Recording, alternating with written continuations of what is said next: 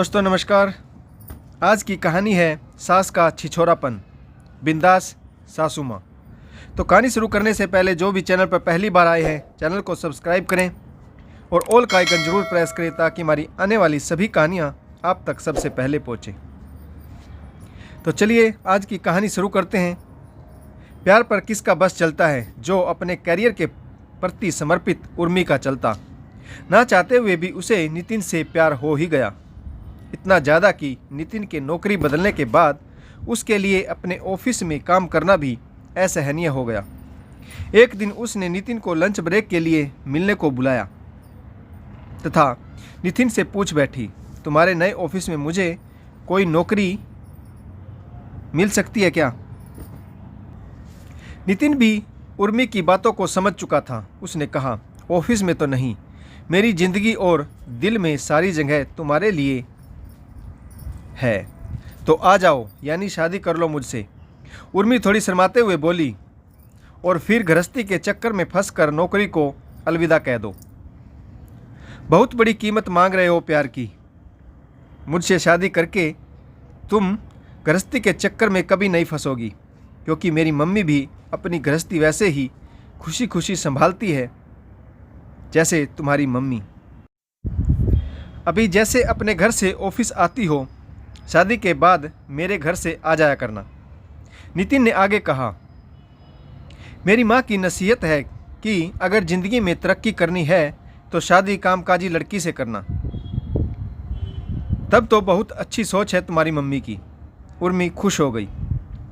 नितिन ने कहा, आगे कुछ भी फैसला करने से पहले तुम पहले मेरी मम्मी से मिल लो, कल ही चलते हैं।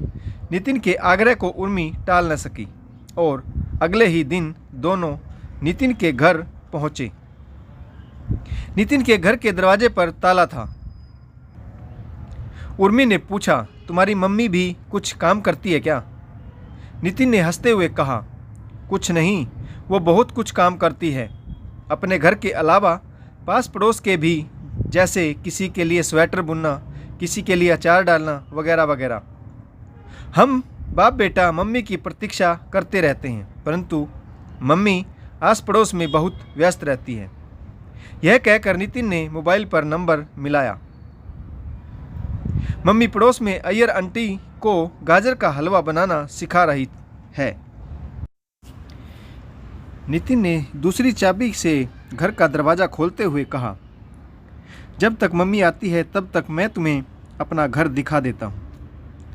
छत पर सूखते कपड़े में जीन्स, टॉप, लेगिंग, कुर्तियाँ और पटियाला सलवार वगैरह देखकर उर्मी पूछे बगैर नहीं रह सकी और उसने पूछा कि नितिन, तुम्हारी कितनी बहनें हैं? नितिन ने हंसते हुए कहा, एक भी नहीं। शायद यह कपड़े देखकर पूछ रही हो। यह सब मम्मी के हैं। उधर देखो, मम्मी आ रही हैं। फर्श को छूती अनारकली ड्रेस, आंखों पर महंगा धूप का चश्मा, सीलिंग बैग से मैच करते हुए सैंडल पहने एक स्थूल महिला चली आ रही थी। फिर परिचय देते हुए नितिन ने कहा, मम्मी, आपने कहा था ना, कोई लड़की पसंद हो तो बता देना, तो इनसे मिलिए, यह उर्मी है। नितिन की मम्मी ने उर्मी को प्यार से बिठाया, चाय नाश्ता कराया और कहा, मुझे नितिन के लिए उनकी पसंद की जीवन संगनी चाहिए, घर का काम करने वाली सेविका नहीं। यह घर संसार चलाते हुए मुझे 30 वर्ष से अधिक हो गए। अगले 20-25 वर्ष और संभाल सकती हूँ, इसलिए तुम्हें अपनी नौकरी छोड़ने की ज़रूरत नहीं पड़ेगी। नितिन के बाल बच्चों को भी मैं संभाल लूँगी। इस तरह दोनों परिवारों की आपसी सहमति से उर्मी व नितिन की शादी बहुत ही धूमधाम से संपन्न होती है। उर्मी के घर वाले बहुत खुश थे, क्योंकि उनकी बेटी को शादी के बाद भी नौकरी करने की इजाज़त दी गई थी। किसी तरह की कोई पाबंदी उस पर लागू नहीं की गई थी। सास भी आधुनिक विचारों की थी। साथ ही नितिन का घर का इकलौता वारिस था। कुल मिलाकर एक पिता को अपनी बेटी के लिए जैसा घर परिवार चाहिए उर्मी को वैसा ही ससुराल मिला। उर्मी के माता पिता ने सपने में भी नहीं सोचा था कि उन्हें बगैर ढूंढे इतने सुलझे हुए समधी मिल जाएंगे। उर्मी की सास अपने बिंदास स्वभाव व परिधानों के कारण हमेशा ही उर्मी को असमंजस में रखती। उर्मी हमेशा सोचती, क्या इतना मॉडर्न भी कोई होता है।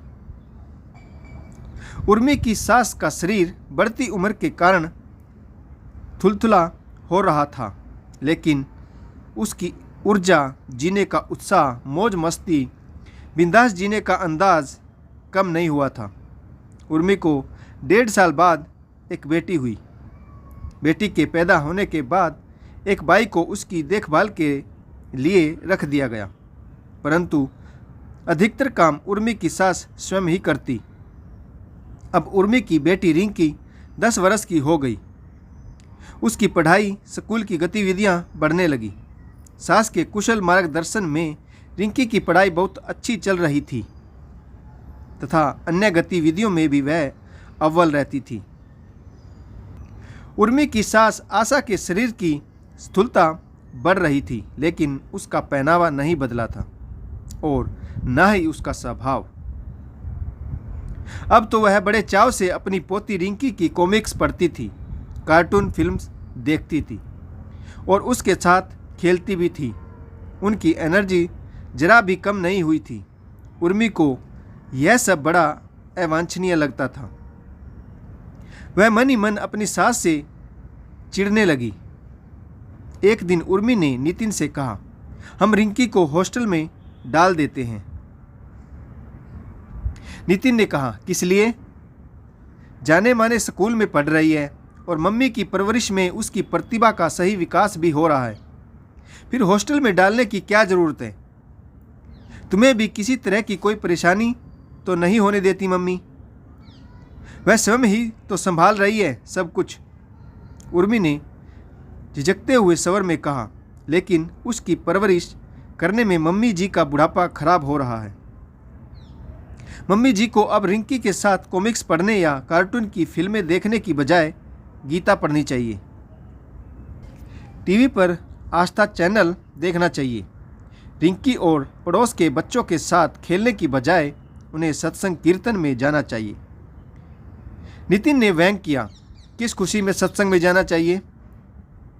उर्मी बोली, बात खुशी की नहीं, उम्र की है। उनकी उम्र की सब महिलाएं यही करती हैं, नियम से सत्संग जाती हैं। मेरी मम्मी भी सत्संग जाती हैं। उन्हें समझना चाहिए वह दादी बन गई हैं, परंतु उनमें दादी जैसी गरिमा नहीं है।